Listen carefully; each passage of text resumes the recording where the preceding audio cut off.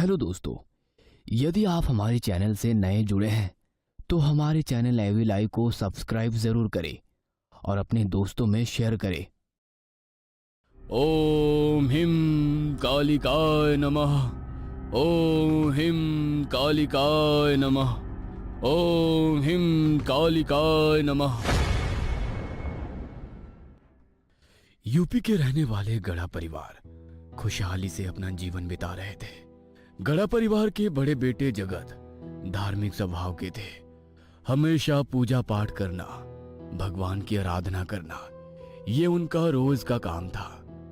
जगत की पत्नी राजेश्वरी भी अपने पति की तरह ही धार्मिक और अन्नपूर्णा थी। वो किचन में अपना काम कर रही थी। अपनी पूजा पाठ खत्म करके जगत नीचे आया। राजेश्वरी, नाश्ता तैयार है क्या? जी हाँ, अभी लाई। थोड़ी देर में राजेश्वरी ने टेबल पर नाश्ता लगा दिया। दोनों नाश्ता कर ही रहे थे कि बाहर दरवाजे से एक आवाज आई। भैया भाभी, मैं आ गया। चेतन को सामने देख जगत और राजेश्वरी दोनों ही खुश हो गए। चेतन मुंबई में पढ़ाई के लिए गया था। अरे चेतन, तुम यहाँ कैसे? ना कोई फोन ना मैसेज। देवर जी, पहले बता देते कि आप आने वाले हैं तो आपके लिए कुछ मीठा बना कर रखती। भाभी, आपने जो भी बनाया होगा वो अच्छा ही होगा। अब जल्दी से नाश्ता दो, बहुत भूख लगी है। राजेश्वरी ने भगवान का प्रसाद पहले सबको दिया। जगत ने प्रसाद खाया। राजेश्वरी ने जैसे ही चेतन के हाथ पर प्रसाद रखा, प्रसाद उसके हाथों से छूट गया। सॉरी भाभी, ये गलती से गिर गया। ऐसा कहकर चेतन ने अपनी नाश्ते की प्लेट उठाई और वो अपने कमरे में चला गया। अंदर जाकर उसने देखा कि उसका हाथ काला नीला पड़ गया है और उसके हाथ पर जख्म भी हुई है, मानो किसी ने जलता हुआ कोयला हाथ में रखा हो। रात के वक्त जब राजेश्वरी चेतन को खाना खाने के लिए बुलाने गई तो चेतन ने दरवाजा नहीं खोला। देवर जी, दरवाजा खोलिए, नीचे खाना खाने आ जाइए, आपके भैया इंतजार कर रहे हैं। भाभी, मुझे भूख नहीं है, आप जाइए और खाना खा लीजिए। चेतन की बात सुन राजेश्वरी को थोड़ा अजीब लगा। वो नीचे आ गई। अगले दिन जब चेतन नीचे आया तो उसके बदन में बहुत दर्द हो रहा था। क्या हुआ चेतन, तुम ठीक तो हो? हाँ भैया, मैं ठीक हूँ, बस थोड़ा सर दर्द और बदन दर्द हो रहा है। चेतन, जब मैं माँ काली की आरती कर रहा था तो तुम्हारे कमरे से चीख की आवाज सुनी। चीख की आवाज मेरे कमरे से? नहीं तो, मैं तो बाथरूम में था। हाँ, वो टीवी ऑन था, शायद उसकी आवाज आई होगी आपको।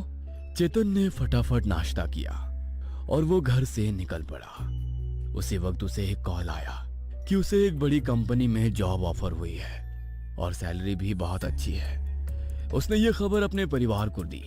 सब बहुत खुश हुए। अगले दिन जगत को पता चला कि जिस प्रॉपर्टी को वो खरीदना चाहता था उसी प्रॉपर्टी का मालिक उसे चेतन को बेचने के लिए तैयार है, वो भी चेतन की कही कीमत पर। क्या बात है, मेरे तो भाग्य ही खुल गए, अब मैं कुछ भी कर सकता हूँ। चेतन पर जैसे उसकी इच्छाएं हावी हो गई हो, लेकिन वो काला साया। ये मत भूलो कि ये सब तुम्हें मेरी वजह से मिल रहा है। अब तुम्हें भी मेरी इच्छा पूरी करनी होगी। नहीं, नहीं भूला हूँ। उस रात चेतन देर रात तक घर वापस आया। वो घर के अंदर गया और उसने बैग में से एक पोटली निकाली। उसमें जो राख थी वह हाथ में लेकर घर के हर एक कोने में फूंकने लगा। कुछ पल के लिए पूरे घर में धुआं धुआं हो गया और फिर सब नॉर्मल हो गया। चेतन वापस अपने कमरे में गया। तभी उसके पीछे एक औरत का काला साया। तुमने जो कहा मैंने वैसा ही किया, अब तो मुझे छोड़ दो।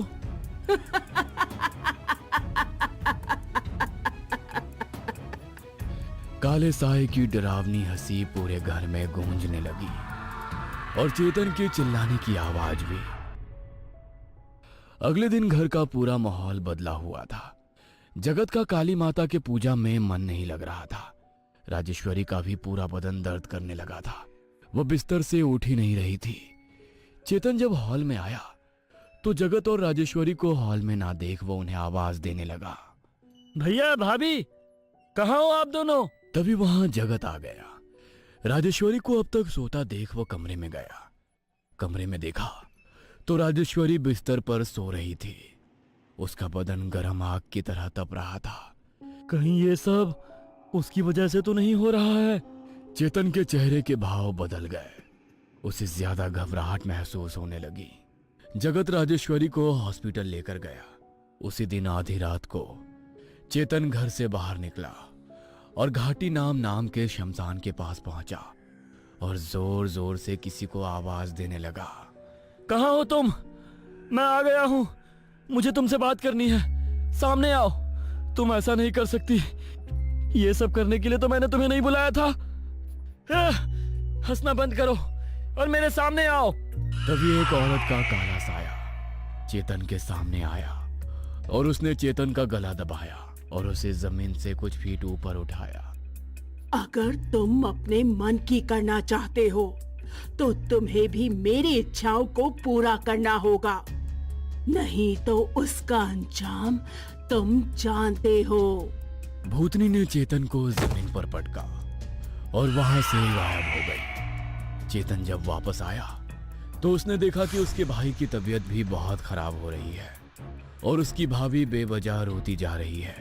चेतन ने राजेश्वरी को चुप कराने की बहुत कोशिश की मगर कोई फायदा नहीं हुआ। पता नहीं ये क्या हो रहा है हमारे परिवार के साथ। कौन से पाप की सजा दे रही है माँ काली हमें। भैया, आपने कभी कोई पाप नहीं किया है, शायद हमारे नसीब में ही ऐसा लिखा हो। मुझे मेरी चिंता नहीं है चेतन, लेकिन तुम्हारी भाभी अजीबोगरीब बर्ताव करने लगी है। अपने मन से हंसती है, अपने मन में रोती है, कभी भी बीमार पड़ती है। ना जाने क्या हुआ है उसे। मेरी राजेश्वरी ऐसा कभी नहीं थी। भाभी भी बहुत जल्दी ठीक हो जाएगी, आप चिंता ना करें।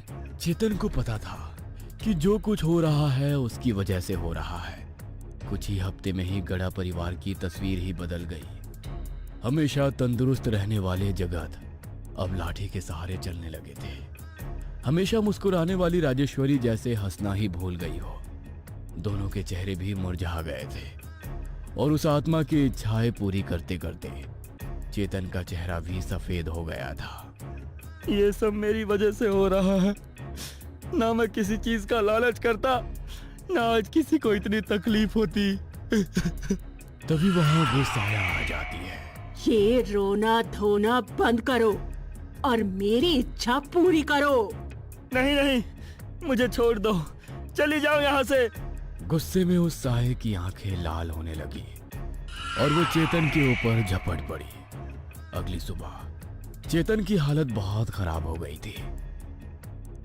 उसने देखा कि उसके भाई और भाभी ने भी बिस्तर पकड़ लिया है। उसे कुछ समझ नहीं आ रहा था कि वो क्या करे। उसे अपनी गलती पर बहुत पछतावा होने लगा। ये क्या हो गया मुझसे? मैंने सब बर्बाद कर दिया। कुछ तो रास्ता होगा इन सब से छुटकारा पाने का, कुछ तो। तभी उसे जगत के चिल्लाने की आवाज आती है। राजेश्वरी, ये क्या कर रही हो तुम? शांत हो जाओ राजेश्वरी। चेतन, जल्दी आओ चेतन।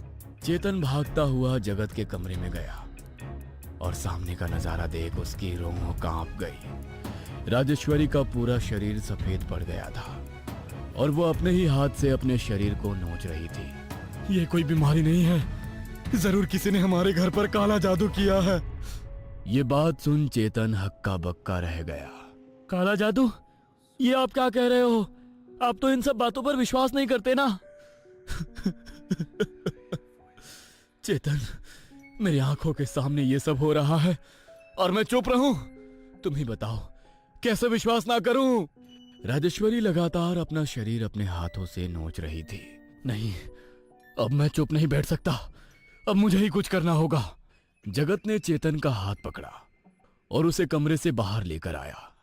कमरा बाहर से बंद किया और एक तांत्रिक के पास गए। तांत्रिक के अंदर जाते ही उन्होंने देखा कि तांत्रिक बाबा साधना में लीन थे। उनके बाजू में चारों ओर एक घेरा बना हुआ था। जगत तो घेरे के अंदर चला गया, लेकिन चेतन ने जैसे ही घेरे के ऊपर पांव रखा, उसका पांव आग से जल गया। क्या हुआ चेतन? यहां आओ। नहीं भैया, मैं यहीं ठीक हूँ। बोलो, क्यों आए हो यहाँ? जगत ने अपनी आप बीती तांत्रिक को सुनाई। तांत्रिक को थोड़ा गुस्सा आया।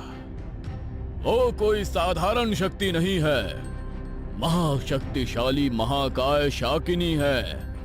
लेकिन वो हमारे पीछे क्यों पड़ी है बाबा? हमने क्या किया है?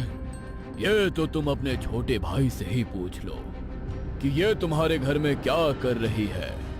चेतन का नाम सुनकर जगत सुन्न हो गया। उसे यकीन नहीं आ रहा था कि उसके भाई ने यह सब किया है। तांत्रिक बाबा ने बताया कि शाकिनी को वश में करने की ताकत उसमें नहीं है। क्या लगता है दोस्तों, क्या जगत अपने परिवार को बचा पाएगा या चेतन के लालच की सजा पूरे परिवार को मिलेगी? अगर आपको ईवी लाइक चैनल की स्टोरी अच्छी लगी तो लाइक शेयर जरूर करना और अगले पार्ट के लिए कमेंट जरूर करना। हेलो दोस्तों, यदि आप हमारे चैनल से नए जुड़े हैं तो हमारे चैनल ईवी लाइक को सब्सक्राइब जरूर करें और अपने दोस्तों में शेयर करें